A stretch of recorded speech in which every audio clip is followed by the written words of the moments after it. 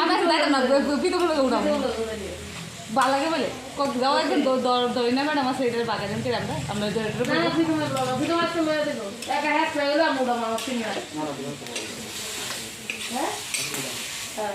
একটা পুরো করে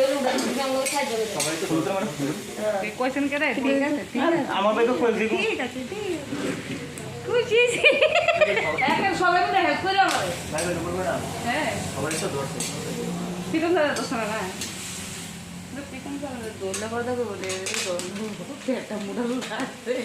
পেটে দৌড়লে তো আরাম পাইব